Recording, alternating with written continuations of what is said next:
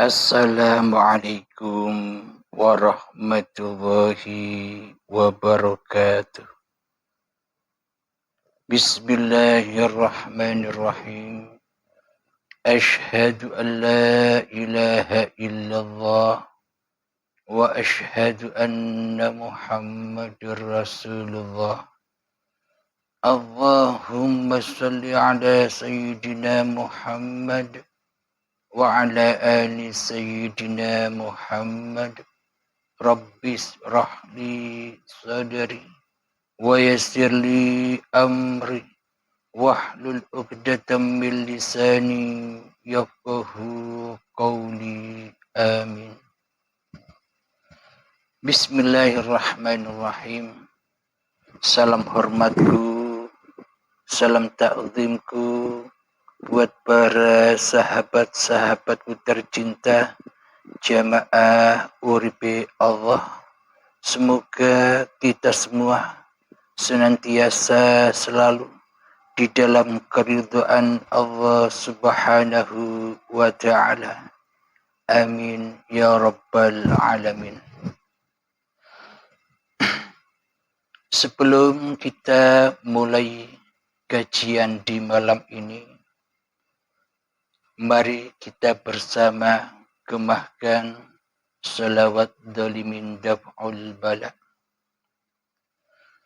Allahumma salli ala sayyidina Muhammad wa ashghili zalimin bizalimin. Allahumma salli ala sayyidina Muhammad wa ashghili zalimin bizalimin. Wa akhrijna min bainihim salimin wa ala alihi wa sahbihi ajma'in. Alhamdulillahi rabbil alamin. Pada kajian malam ini kita akan beri judul diterimanya amal. Maknanya diterimanya amal itulah yang dimaksud pahala. Bismillahirrahmanirrahim. Bagaimanakah caranya agar amal kita sampai, agar ibadah kita sampai, agar seluruh aktivitas kita sampai dan diterima oleh Allah, agar mendapatkan pahala. Jadi makna pahala itu hakikatnya diterimanya ibadah itu oleh Allah. Jadi apakah makna diterimanya ibadah itu? Apa maknanya diterimanya sholat itu?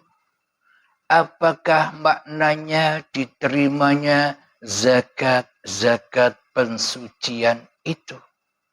Apa makna diterimanya puasa kita? Dan apa maknanya diterimanya ibadah haji dan umroh kita? Maknanya adalah Tuhankanlah Allah di hati kita. Nyatakanlah kehadiran, nyatakanlah kehuduran, nyatakanlah kewujudan, nyatakanlah kehidupan, nyatakanlah kekuasaan hanya Allah, daripada kewujudan manusia kita di hati kita, daripada kehidupan diri manusia kita di hati kita, daripada kekuasaan diri manusia di hati kita. Itulah makna hakikat diterimanya amal.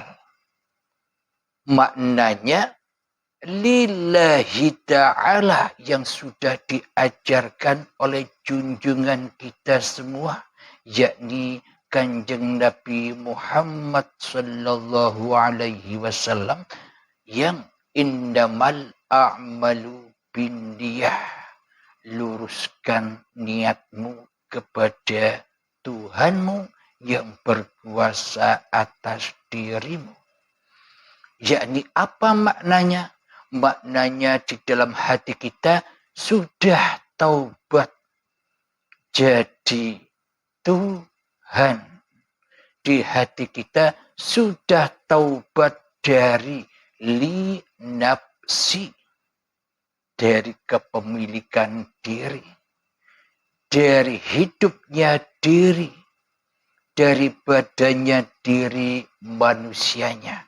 Kita wajib taubat dari itu dahulu agar bisa bertemu dengan lillahi ta'ala.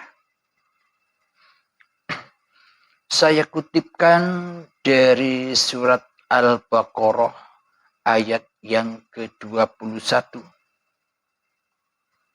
Bunyi ayatnya, A'udzu billahi minasyaitonir rajim.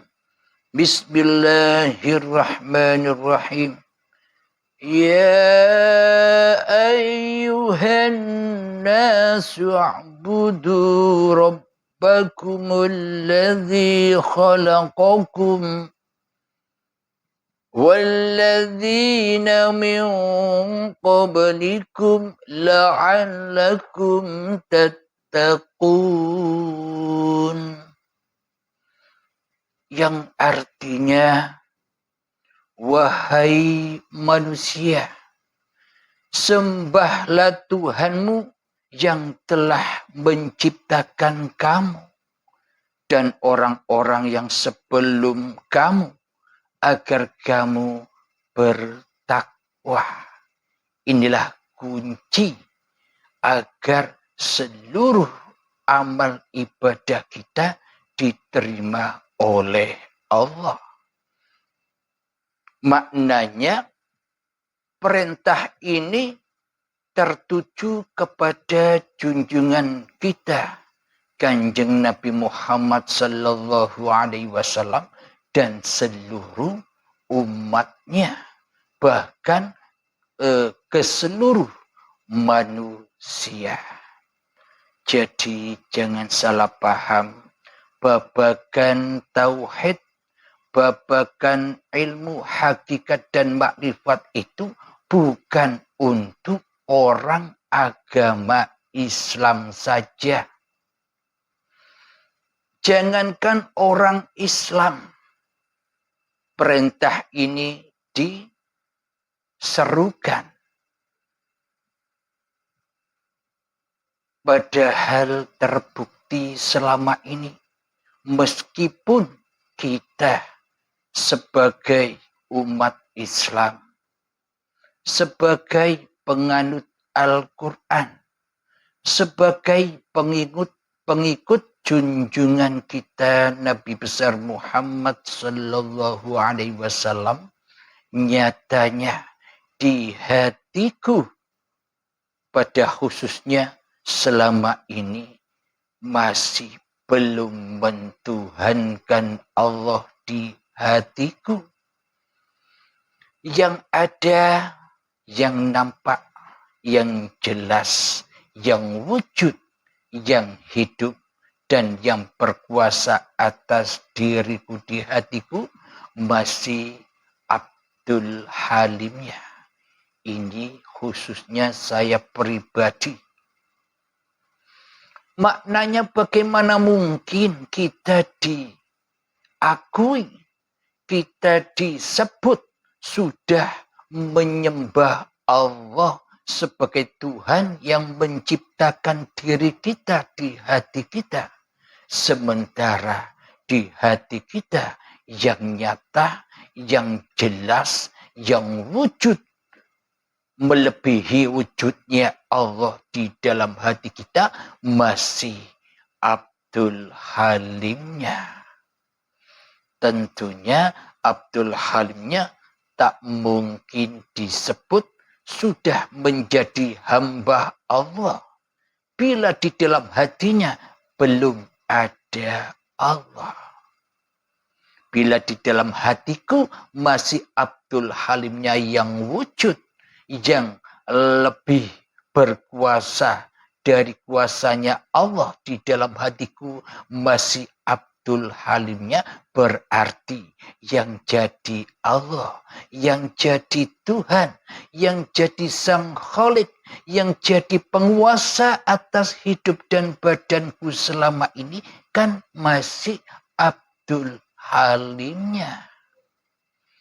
Inilah maknanya bahwa diriku Abdul Halim selama ini belum dikatakan, belum lulus menjadi hambanya Allah, alias masih ingkar, alias masih kufur, alias masih syirik, dan alias masih mensekutukan Allah dengan diri Abdul Halimnya selama ini di hatiku. Berarti apa bedanya aku Abdul Halim ini selama ini sebagai orang yang ateis, tak bertuhan, melainkan mentuhankan Abdul Halimnya saja di hatiku selama ini. Berarti apa bedanya Abdul Halim ini dengan Fir'aun? Yang mana di dalam hati Fir'aun yang ada hanya diri Fir'aunnya yang merasa wujud, yang merasa berkuasa, yang merasa hidup di dalam dirinya sendiri. Jadi Abdul Halim sama saja dengan Fir'aun, dengan Dajjal, dengan Ya'juj wa Ma'juj, dengan setan, dengan iblis yang selama ini tidak rela. Abdul Halimnya selama ini tidak ridho bila dikatakan Abdul Halim ini Adam, sujud kepada keadamannya, sujud kembali kepada asal usulnya, yang mana 50 tahun yang lalu Abdul Halim belum wujud, belum ada, belum hidup, belum berkuasa. Itulah makna Adam itu. Bukan makna sosoknya Nabi Adam. Yang dimaksud bersujud kepada Adam itu bersujud Abdul Halimnya kepada asal usul Abdul Halimnya, yakni ketiadaan, yakni kegoiban, yakni kefanahan. Itulah makna bersujud. Alhamdulillahirabbil alamin. Seharusnya bagaimana agar Abdul Halim ini dikatakan sudah bertuhankan Allah? Bagaimanakah caranya? Caranya ya harus kembali kepada man arafa nafsahu. Barang siapa mengenal hakikat jati diri Abdul Halimnya yang tak ada, yang tak wujud, yang tak hidup, dan yang tak berkuasa di dalam diri Abdul Halimnya, maka faqad arafa rabbahu, maka ia akan menuju Tuhannya. Ia akan mengenali siapa sejati Tuhannya itu yang wujud, Tuhannya itu yang hidup, Tuhannya itu yang berkuasa atas Abdul Halimnya. Inilah makna bertuhan itu. Jadi sebelum kita kembali kepada hakikat diri sejati kita, maka selamanya kita takkan pernah berjumpa Allah. Maka selamanya kita takkan pernah bersanding kepada Allah. Selamanya kita takkan pernah bisa lillahi ta'ala. Akan tetapi selamanya Abdul Halim selalu li nafsi, karena kewujudan, karena kehidupan, dan karena kekuasaan Abdul Halimnya di hatinya. Maka bila begitu tak akan berguna segala amal yang diamalkan oleh Abdul Halimnya. Maka selama itu takkan berguna ibadah-ibadah yang dilakukan oleh Abdul Halimnya. Maka selama itu pula tak akan ada gunanya solat-solat yang dikerjakan sejak akil balik hingga setua ini, bila Abdul Halimnya masih menjadi Tuhan di dalam hatinya daripada Allah. Inilah bukti-bukti nyatanya. Berarti Anda sekalian, berarti Abdul Halim sekarang pun sudah tahu. Meskipun banyak orang, mayoritas manusia tidak mengetahui amal ibadahnya, solat-solatnya, zakat-zakatnya, puasa-puasanya, ibadah haji dan umrohnya, kebaikan-kebaikannya selama ini diterima oleh Allah atau tidak. Selama ini kita tak pernah tahu. Karena kita agama dan akidah serta bertuhannya masih ayang-ayang, masih bayang-bayang, masih ilusi. Ya tak jelaslah agama dan bertuhannya. Karena selama ini yang dipertuhankan hanyalah Abdul Halimnya di dadanya. Maka tak akan pernah tahu semua rahasia-rahasia itu. Hanya Allah lah yang maha tahu. Memang betul. Bagi hamba Allah yang sudah kembali bersujud kepada keadamannya, maka akan tahu bahwa selama ini amal ibadah, solat-solatnya, sejak akil balik sampai setua ini, hingga sadar, bangun, bangkit imannya, ternyata selama ini tidak diterima alias terputus dari rahmatnya Allah. Karena tidak nyembah Allah, nyembahnya, ngabdinya hanyalah dusta dan dusta saja. Karena yang wujud jadi Tuhan di hatiku selama ini Abdul Halimnya saja. Inilah berarti saya dan kita semua, Anda semua saat ini, malam ini sudah bisa menilai, sudah bisa menyadari bagaimana nasib-nasib ibadah-ibadah, solat-solat, kebaikan-kebaikan yang selama ini kita lakukan sejak akil balik hingga setua ini sebelum datangnya kesadaran. di dalam bertuhan. Sekarang Anda sudah menilai, oh ternyata amal-amalku, kebaikan-kebaikanku, ketaatan-ketaatanku, sejak akil balik tiba, sejak aku makan buah khuldi, sejak aku mengaku-ngakui makan hidup ini, bahwa hidup ini adalah hidupku, badan ini adalah badanku, amal ini adalah amalku, ketaatan ini adalah ketaatanku, berarti selama ini aku hanya nyembah yang fana di hatiku daripada menyembah yang bako. Hanya menyembah ciptaan daripada menyembah sang pencipta.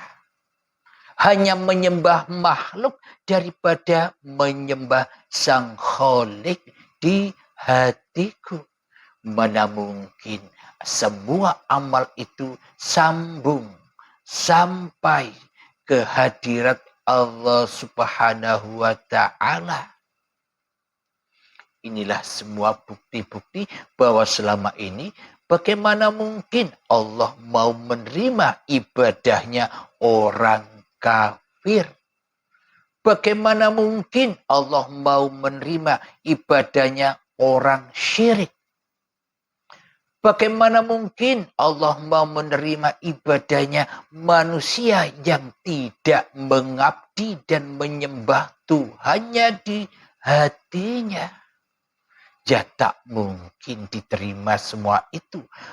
Akan tetapi malah semua amal yang kita lakukan, malah semua ketaatan yang kita kerjakan, malah sholat-sholat kita yang kita lakukan selama ini, malah puasa-puasa yang kita kerjakan tiap tahun selama ini, hanya menambah dan menambah dosa saja.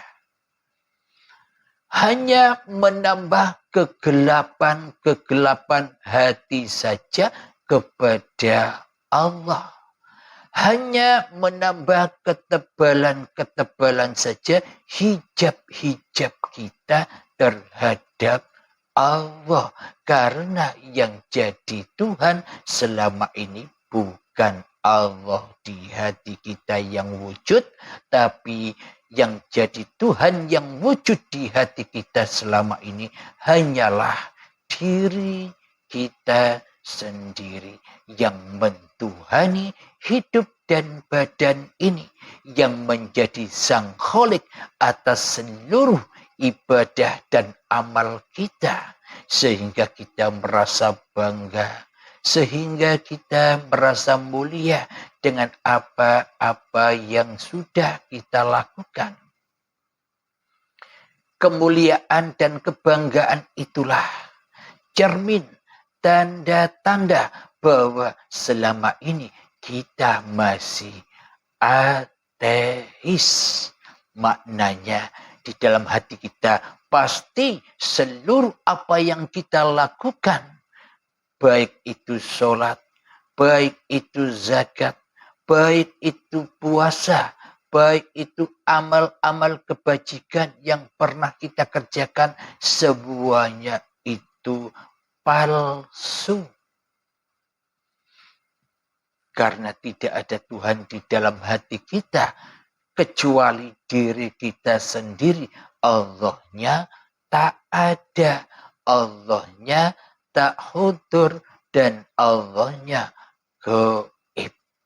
Inilah kenyataan hatiku Abdul Halim yang selama ini masih ateis, tak bertuhan. Maka dari itu, bila Abdul Halim ini ingin mengabdi dan menyembah kepada Tuhannya, maka musnahkanlah Abdul Halimnya dari hatinya. Fanahkanlah Abdul Halimnya dari hatinya. Tidak terwujud lagi Abdul Halimnya di hatinya. Tidak dihidupkan lagi Abdul Halimnya di hatinya. tidak dikuasakan lagi Abdul Halimnya di hatinya. Inilah makna bertaubat. Inilah makna baiat, janji yang suci. Tanpa baiat, tanpa janji yang suci, semuanya hanyalah angan-angan saja. Jadi selama ini seolah-olah kita memahami apa yang telah dipaparkan di dalam channel Uripe Allah ini. Seolah-olah sudah paham. Bila tidak digurukan, bila tidak dilanjutkan apa yang kita pahami, maka ya semua masih dituhani oleh hawa nafsunya sendirilah yang merasa paham. Jadi selamanya yang jadi mursyid, yang jadi guru, yang jadi pembimbing masih iblis dan setannya yang menjadi mursyid atas dirinya. Kadang di dalam latihan-latihan kita, kadang kita berlatih, kadang lupa, kadang ingat, kadang lupa, kadang ingat. Ketika saat lupa, yang lupa Abdul Halimnya. Dan ketika saat ingat, yang ingat ya Abdul Halimnya. Jadi sama-sama Abdul Halimnya. Yang lupa Abdul Halim, yang ingat Abdul Halim. Mengingat Abdul Halimnya yang merasa lupa dan yang merasa ingat. Jadi Tuhannya masih Abdul Halimnya. Mana Allahnya bila begitu? Bila yang diingat hanyalah Abdul Halimnya. Inilah kenyataan itu. Bagaimanakah agar kita mendapatkan maknanya, agar kita diterima semua amal-amal kita kepada Allah. Persembahan kita diterima oleh Allah. Penyembahan kita diterima langsung oleh Allah. Ya jangan jadi Allah di dalam hatimu. Jangan jadi Tuhan di dalam hatimu. Jangan kau akui semua apapun yang kau perankan. Bukan peranmu sendiri. Jika kita bisa mempersembahkan kembali seluruh kehidupan, seluruh peran-peran yang diperankan oleh badan ini, seluruh ibadah-ibadah kita, seluruh solat-solat kita, seluruh kebajikan-kebajikan kita dipersembahkan total jenderal kepada Allah, maknanya kita sudah tak berharap-harap lagi pahala. Kita tak berharap-harap lagi kemuliaan. Kita tak berharap-harap lagi pujian. Kita tak berharap-harap lagi kebanggaan di hati kita. Bila itu semua sudah hancur lebur, maka itulah makna diterima ibadah kita. Dan itulah makna pahala itu.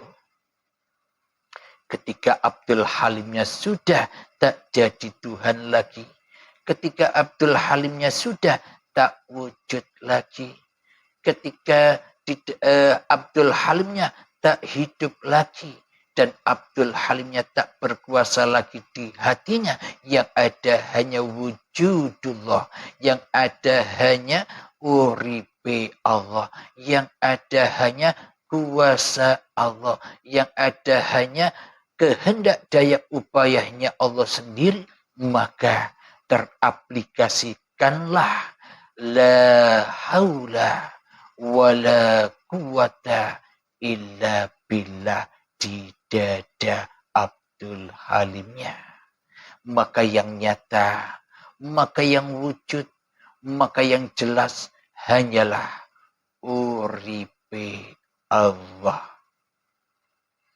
Jadi inilah yang dimaksud diterimanya amal dan mendapatkan pahala ketika Abdul Halim sudah tak merasa berilmu lagi.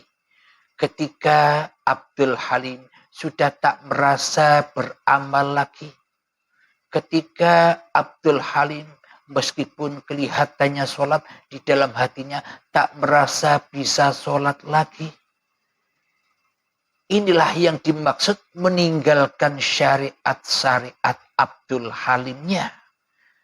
Jadi ketika datang kesadaran bangkit imannya setelah kiamat, maka yang ada hanyalah Allah. Hancur leburlah langit dan buminya Abdul Halimnya. Hancur leburlah hidup dan badan yang selama ini diakui sebagai hidup dan badan Abdul Halimnya dipersembahkan kembali dengan tulus ikhlas ridho kepada yang memilikinya. Inilah makna lillahi ta'ala. Dan saat itulah Abdul Halim hanyalah menjadi utusan Allah. Jadi diri kita semua yang sudah menyadari bahwa kita ini hanyalah makhluk yang diperankan Allah.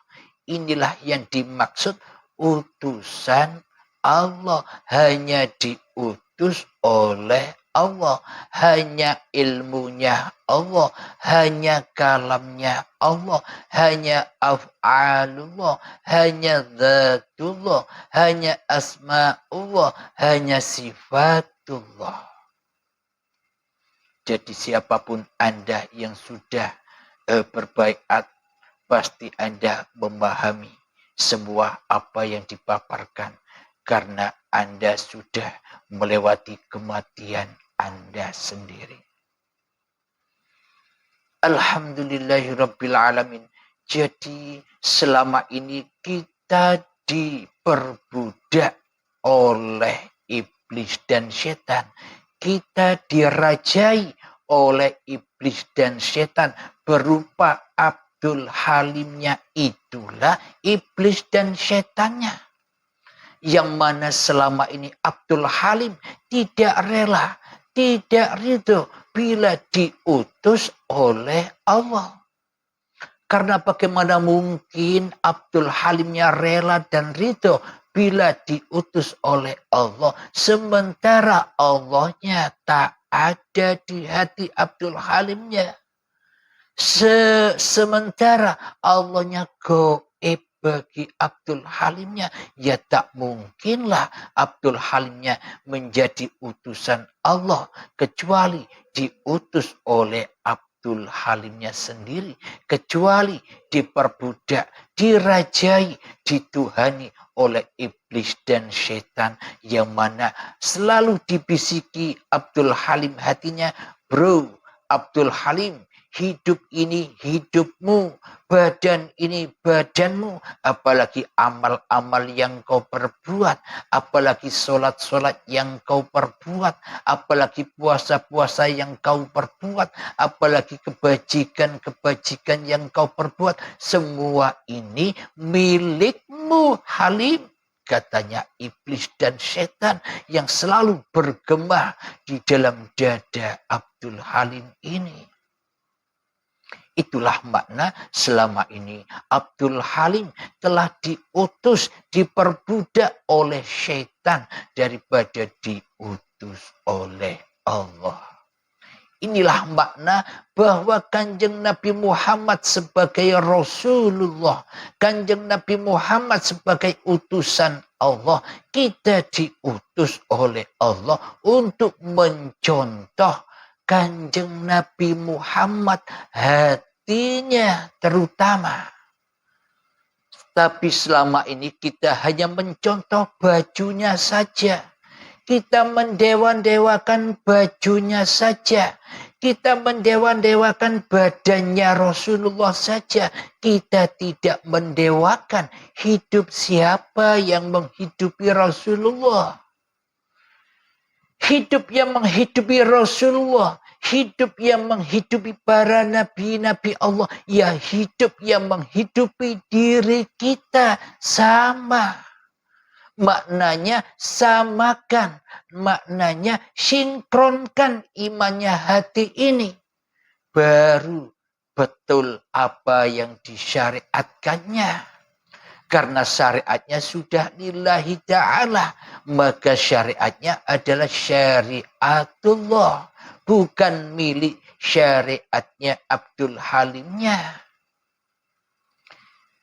Maka dari itu bagi pemahaman-pemahaman kebanyakan di luar sana, ketika sudah merasa Abdul Halimnya yang makrifat, Abdul Halimnya merasa mengenal Allah, maka Abdul Halimnya meninggalkan syariat Islam.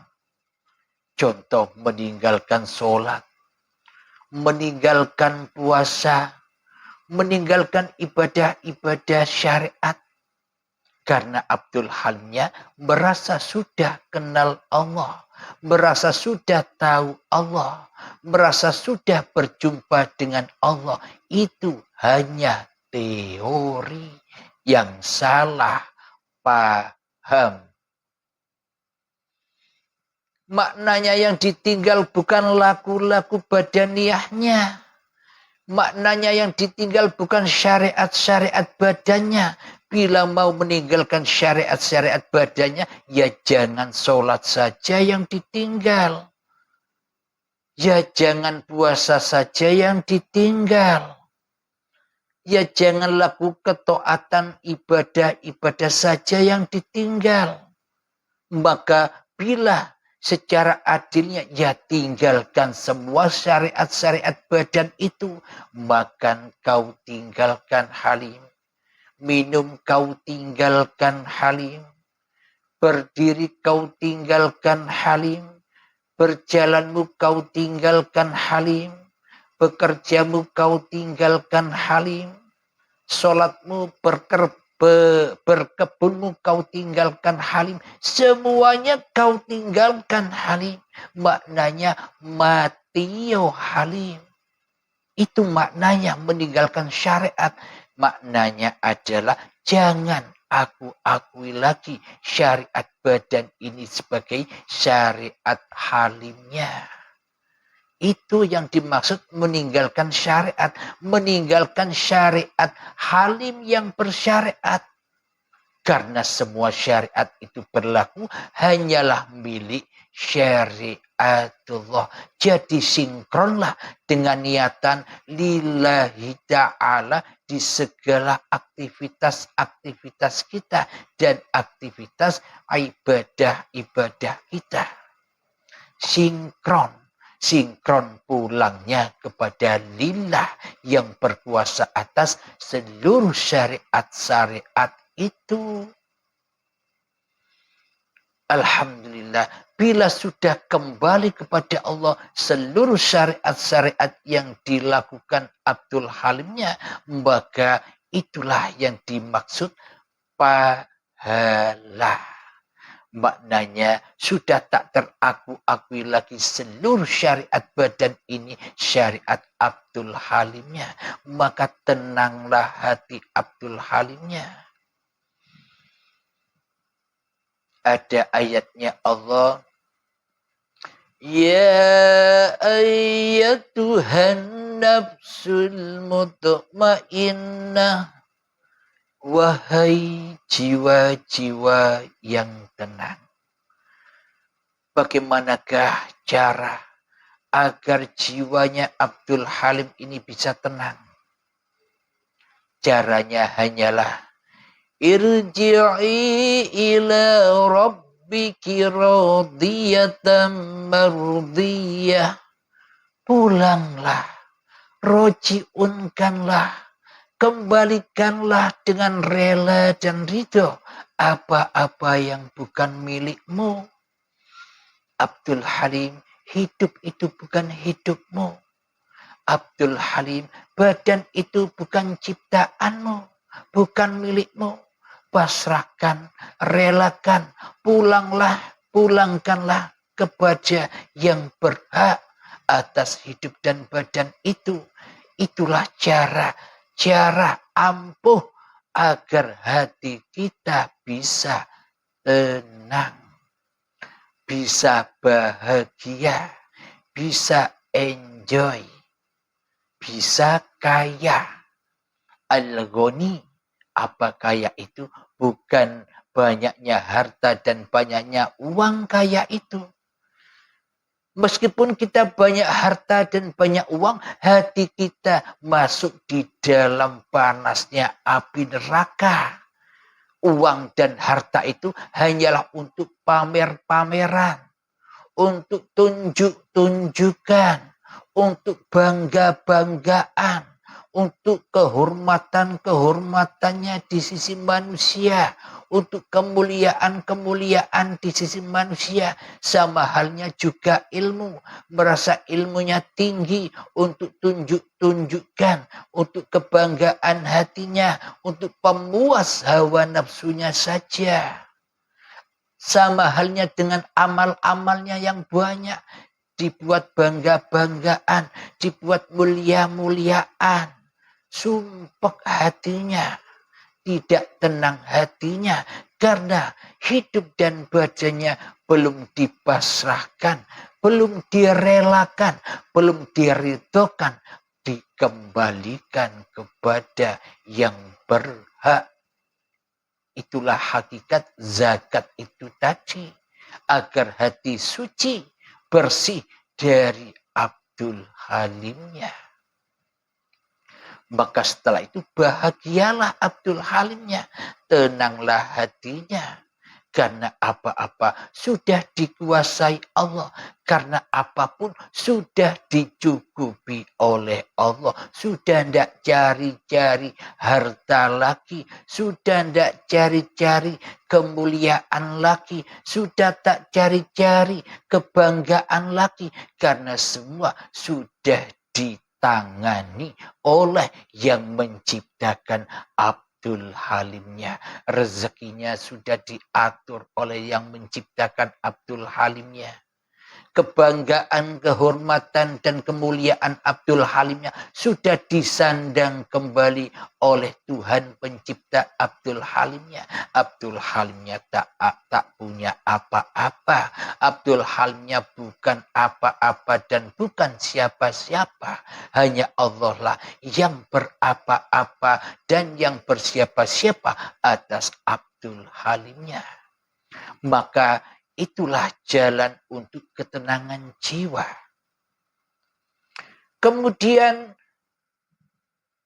fadkhuli fi ibadi. Ketika hati Abdul Halimnya sudah tenang, tentram, temaram, enjoy, maka disitulah tempatnya manusia-manusia yang mengabdi. Di situ berkumpul dengan hidup yang ada pada para nabi, hidup yang ada pada para rasul, hidup yang ada pada Kanjeng Nabi Muhammad, hidup yang ada pada al-ulama warasatul anbiya. Jadi kumpul ahad, hidup yang ahad, hidup yang sudah kembali kepada uripe Allah. Itulah kumpulan orang-orang yang mengabdi, golongan orang-orang yang mengabdi. Selanjutnya, fadkhuli jannati, dan masuklah kalian-kalian wahai hamba-hambaku ke dalam surgaku.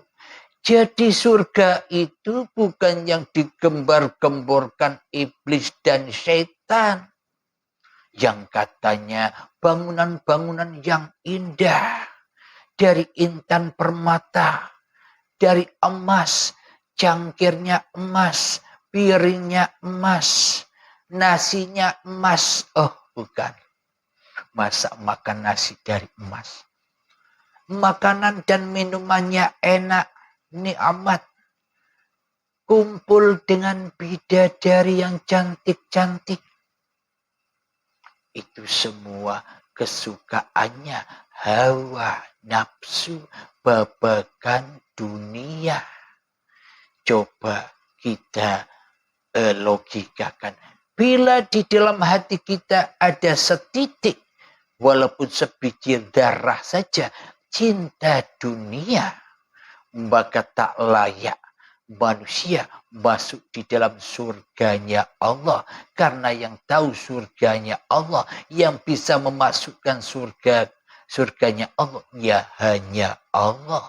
Bila di dalam hati manusia masih ada cinta dunia, maka jauhlah dari surganya Allah, melainkan hanya masuk dan dibakar di dalam Jahannamnya Allah yang berupa badan-badan manusia dan hati yang keras melebihi kerasnya batu. Kapan itu? Ya sekarang. Neraka itu ya sekarang. Bahan bakarnya sudah numpuk membakar hati kita selama ini.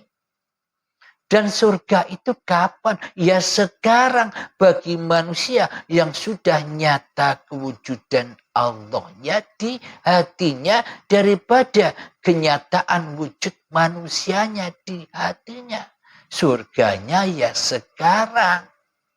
Jadi kalau sudah masuk surga sekarang, ada di dalam ayat Allah, mangkola la ilaha illallah dakhalal jannah. Meskipun ini dawuhnya Rasulullah, saya katakan ayatnya Allah. Karena tanpa uripi Allah yang ada di kanjeng Nabi Muhammad, apakah kanjeng Nabi Muhammad bisa bicara?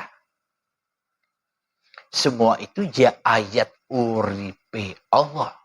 Mangkola la ilaha illallah dakhalal jannah.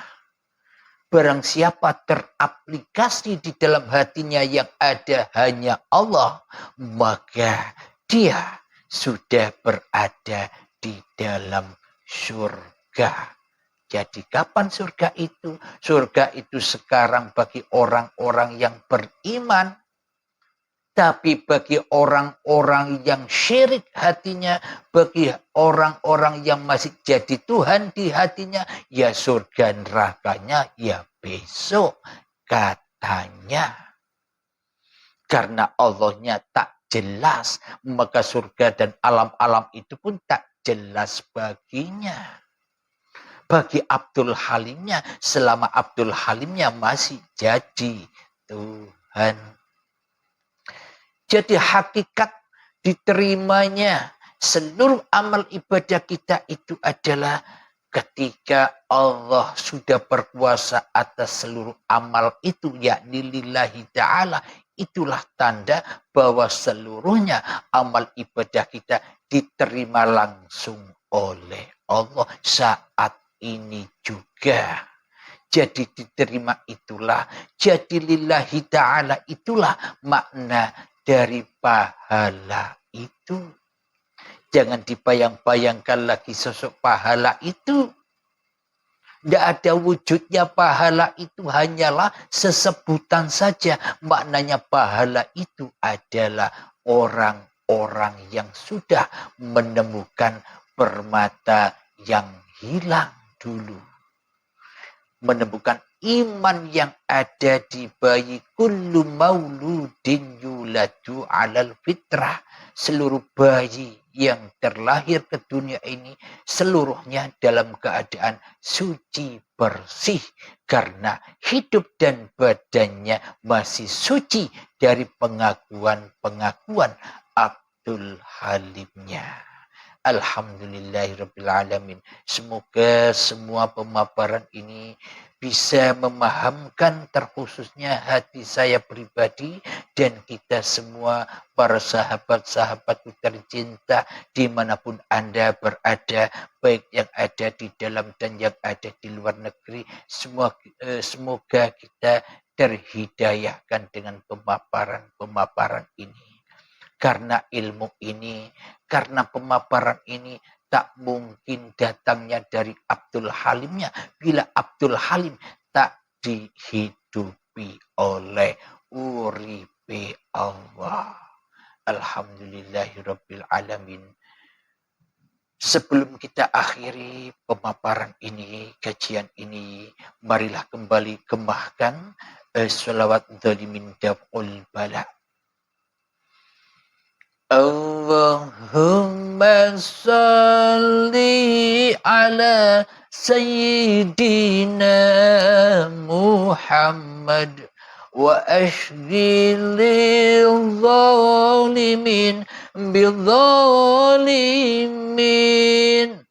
Allahumma salli ala sayyidina Muhammad wa ashghilil zalimin bidzalimin wa akhrijna min bainihim salimin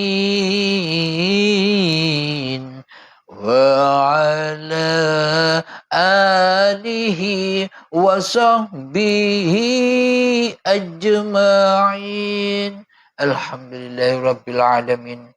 Rabbana atina fid dunya hasanah wa fil akhirati hasanah wa qina adzabannar. Wa sallallahu ala sayyidina Muhammad wa ala alihi wa sahbihi wa sallam. Walhamdulillahi rabbil alamin. Akhiru kalam. Assalamualaikum warahmatullahi wabarakatuh.